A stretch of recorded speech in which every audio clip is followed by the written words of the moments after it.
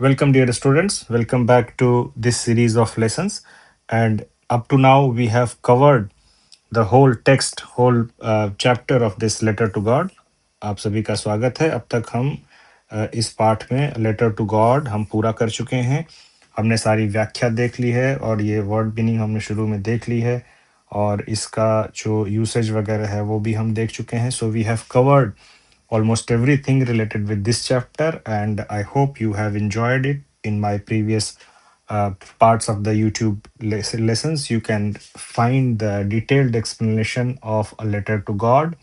And as a very quick, brief summary, I want to tell you that this is a story of faith, unwavering faith, unwavering, unwavering faith, and devotion of Lancho in the God. He has firm faith in the God. Lencho को भगवान में पूरा विश्वास है कि if he writes to him, God will definitely reply. God will reply. So such is a faith. And when post office people do not, uh, post office people send him only 70 pesos. So he thinks that God had sent him 100 pesos and 30 pesos has been taken away by the post office people, though actually all 70 pesos were sent by the post office people only. So let us come to the last part of it, thinking about the language. So here is an exercise given at the end of your chapter. आपके पाठ के अंत में ये अभ्यास दिया हुआ है और इसमें ये दिया गया है कि क्या ये जो just a minute thinking about the language, it is different type of, here you say that there are different type of storms are mentioned है ना. So you have to you have to fill in the blanks that which type of a storm is what. So a violent tropical storm in which strong winds move in circle है ना. जैसे cyclone क्या होता है, ऐसे ऐसे ऐसे ऐसे ऐसे ऐसे गोले में चलता है, दिस इज कॉल्ड साइक्लोन है ना. And here there is lot of air pressure है ना. ये बहुत ज़्यादा यहाँ पर वायु दाब होता है और ये बहुत तेज़ी से ऊपर ले जाता है अपवर्ड. ये बेसिकली जियोग्राफी का ये सब ये टॉपिक है.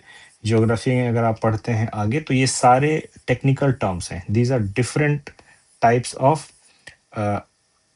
cyclones, different type of storms है ना. There are many technical differences जैसे eye of the storm, cyclone, typhoon, and it is also different from the different geographically. In certain parts typhoon occur and in some parts tornado occurs, and then in some parts of the world cyclone happens है ना. तो उस कुछ विश्व के कुछ हिस्सों में साइक्लोन आता है, कहीं टाइफून आता है, कहीं टॉर्नेडो आता है, कहीं हरिकेन आता है, कहीं वेल विंड आती है. तो आप देख सकते हैं जैसे हमारे यहाँ लू चलती है ना. इसी तरह अलग अलग जगहों पर ये हवाएं चलती हैं है ना. ये इस तरह की ये all storms are basically a type of wind है ना. Wind blowing at a very fast speed and winds are known through different words, through different names है ना. आपको नाम जो हवाओं के अलग अलग नाम होते हैं, कुछ हवाओं के अलग अलग नाम होते हैं. जैसे एक जो रेखा, एक जो हवा है जो भूमध्य रेखा के आसपास चलती है उसका नाम है चीखती चालीसा, रोरिंग फोर्टीज, चीखती चालीसा. सो इस प्रकार की बहुत सारी हवाएं होती हैं जिनका बहुत ही इंटरेस्टिंग नाम है, बट उनका बेसिक काम यही है कि तूफान होते हैं, बहुत तेज चलती हैं. तो यहाँ पर हम इसको कर लेते हैं complete. A violent tropical storm in which strong winds move in a circle, cyclone. An extremely strong wind, gale. A violent tropical storm with strong winds, typhoon.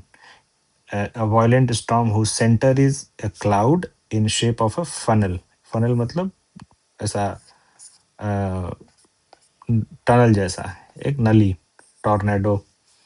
A violent storm with very strong winds specially in western Atlantic ocean में बोला ना कि ये जो अलग-अलग जगहें होती हैं, तो हरिकेन कहाँ आता है? वेस्टर्न अटलांटिक ओशन, पश्चिमी अटलांटिक ओशन के आसपास ये आता है। Very strong wind that moves very fast in spinning movement, है ना? ऐसे घूमते हुए जाती है and causes lot of damage, whirlwind, है ना? इसके रास्ते में जो कुछ भी आता है उसको तोड़-फोड़ देती है। तो इस तरह से ये खत्म होता है ना? और यहाँ पर हम देखते हैं अब मीनिंग ऑफ होप। ये बहुत इंटरेस्टिंग पार्ट है because it teaches you how to use words in your own way. ये बहुत महत्वपूर्ण है, इसको आप देखें क्योंकि इससे आपको पता चलता है कि आपको कैसे इन शब्दों को इस्तेमाल करना है। Will you get the subject you want to study in the college? I hope so. मुझे ऐसा लगता है ना? अच्छा, इसको मैच करना है, मिलाना है, तो ये मिला के यहाँ पे दे दिया गया है। You can see it wanting something to happen and hope so का क्या मतलब है? इसमें मैचिंग ये करनी है कि इसमें जो होप सो आया है उसका एक्चुअल मतलब क्या है? तो इसका मतलब ये है कि will you get the subject you want to study in the college, मतलब कॉलेज में आपको वो सब्जेक्ट मिलेगा जो आप पढ़ना चाहते हैं।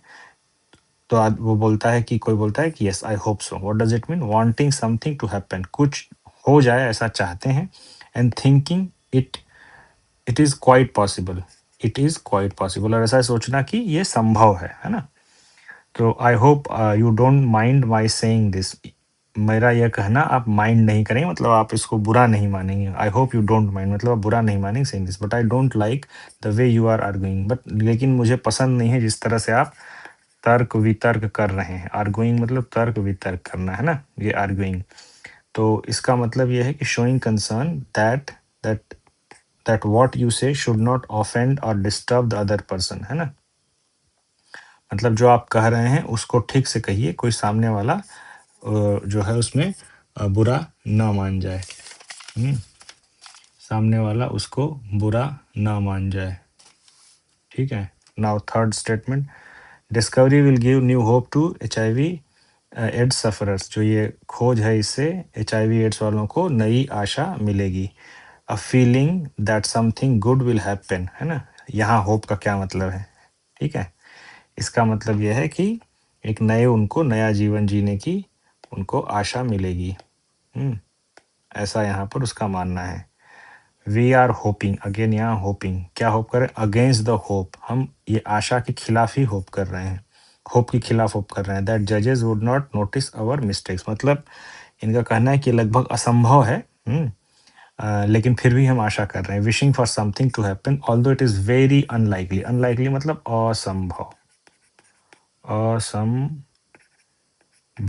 असंभव है मतलब होना कठिन है, दुर्लभ है कि ऐसा हो जाए, बट फिर भी वो मान रहे हैं। I called early in the hope of speaking to her before she went to school. जल्दी उसको बुला लिया, उससे बात करने की आशा में वो स्कूल गई उससे पहले।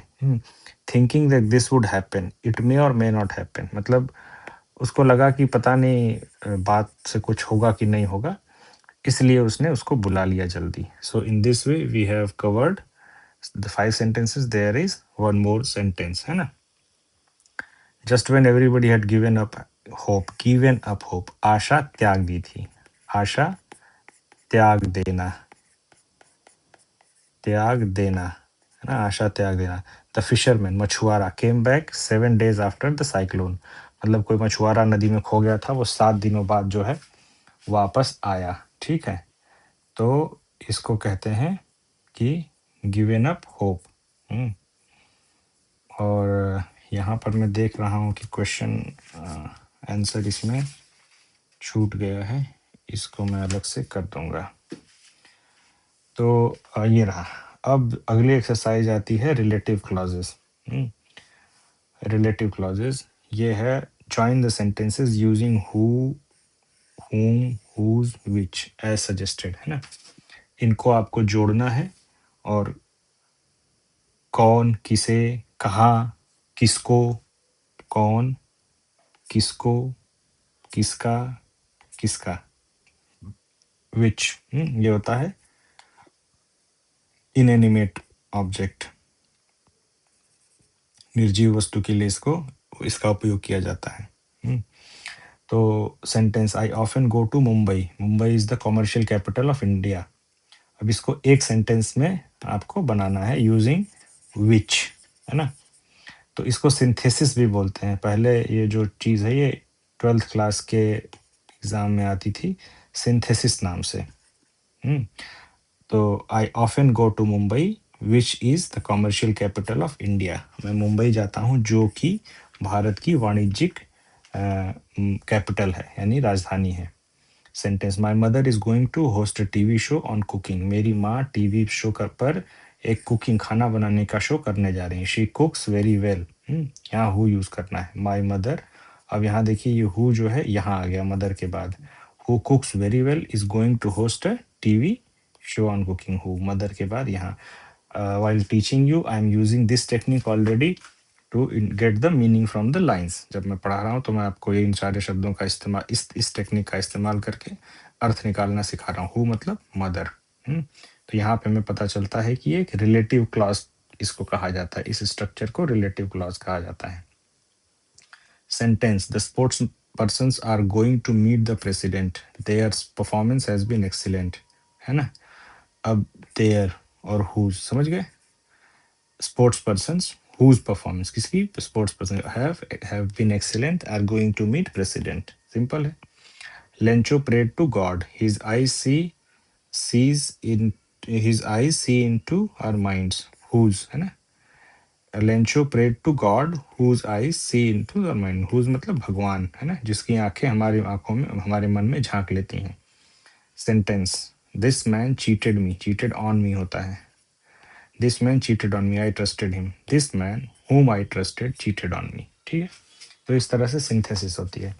अब यहाँ पर हमने यहाँ पर शुरू में एक देखा रिलेटिव क्लॉज की बात आई, ठीक है।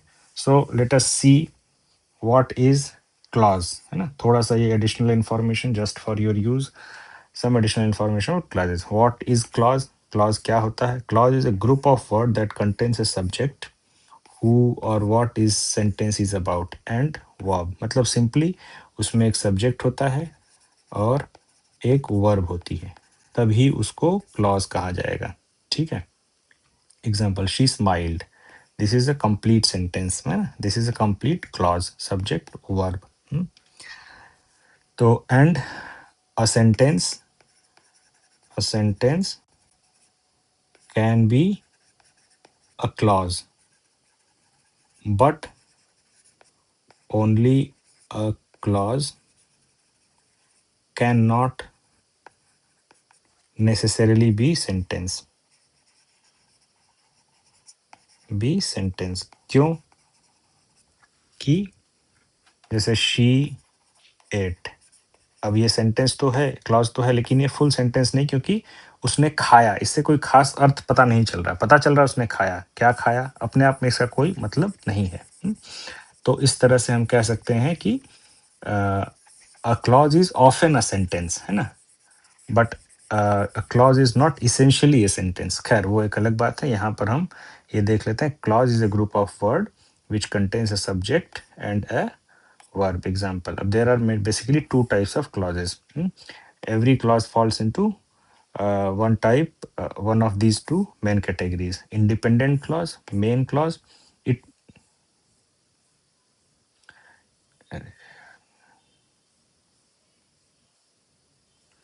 Independent clause, it makes complete sense on its own and it can still as a full sentence, जैसा कि मैंने बताया ना, I was late for school, है ना। दूसरा डिपेंडेंट क्लॉज, सबऑर्डिनेट क्लॉज भी इसको बोलते हैं। It depends on main clause to make complete sense, it cannot stand alone as a full sentence, okay। So the subordinate clause is a clause but not a sentence, as I already explained, है ना। Example, because I missed the bus, है ना। Combined, I was late for school because I missed the bus, this is subordinate clause। ये एक main sentence पे dependent रहता है। Now there are three main types of dependent clause. जो निर्भर clause है, जो डिपेंडेंट क्लॉज है, उसके तीन मुख्य टाइप होते हैं, यहाँ पर लिस्टेड है। पहला noun clause, a dependent clause that acts like a noun in the sentence. It actually answers the question what and is often starts with word that, what, where, how, whatever, how, if, why, ठीक है। Example, I know what you did, what you did, this is noun clause, है ना। I ask, I know what है ना, what you did. Example 2, she believes that honesty is best policy. That, this is noun clause, है ना. What she believes that honesty is the right policy. Okay, now there is another adjective clause, a dependent clause that acts like an adjective. मतलब ये adjective जैसा काम करता है. It describes or gives more information about noun or pronoun. यही करता है adjective. तो it is usually starts with whom, who, whose, which, that, है ना. This is a type used in your textbook exercise. यही आपके यहाँ यूज किया गया है टेक्स्ट बुक में. The boy who won the race is my friend, है ना. ये कैसा क्लॉज है, ये रिलेटिव क्लॉज है और एडजेक्टिव क्लॉज है. ये क्यों एडजेक्टिव है, क्योंकि ये बॉय की विशेषता बता रहा है ना. एडजेक्टिव यही होता है, नाउन की विशेषता बताना. तो ये पूरा फ्रेज ही बता रहा है कि बॉय कैसा है. Describes the noun boy. I bought a book which has wonderful illustration. ये जो पूरा है किस बारे में, बुक के बारे में, है ना. इसीलिए इसको कहते हैं adjective clause. Now adverb clause, a dependent clause that acts like an adverb, जो एडवर्ब के जैसा काम करता है. एडवर्ब क्या करता है, दैट मॉडिफाइज और qualifies the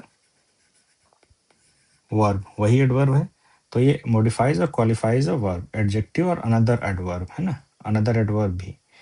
It tells us when, why, where, how, under what condition an action has happened. है ना?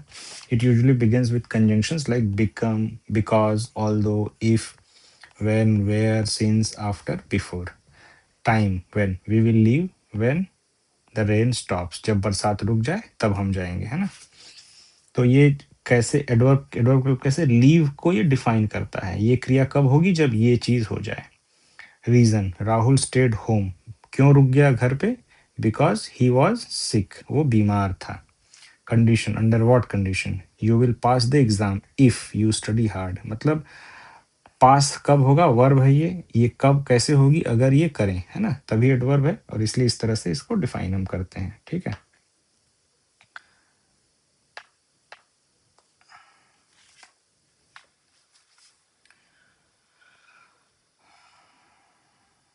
Now quick cheat for. अब यहाँ इसका एक थोड़ा सा आपको एक ग्लिम्स दे दिया गया है कि इसको कैसे आपको यूज करना है. ठीक है.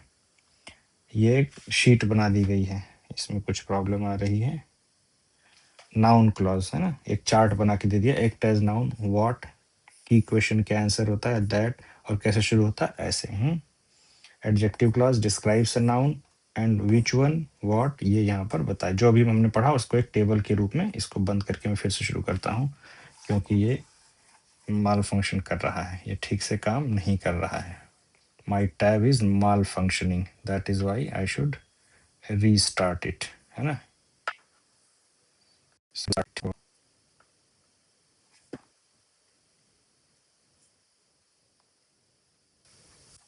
not this.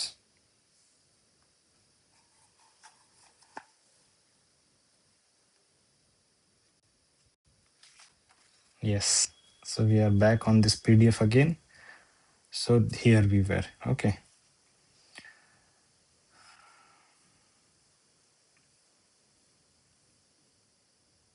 So metaphor. Let us come to this, using negative as emphasis. Find sentences in story which the negative words that expresses the following ideas emphatically, है ना. इसमें जो नेगेटिव वर्ड्स हैं उससे अर्थ को और भारी तरीके से कहा गया है. यही इसका मेन उद्देश्य है कहने का.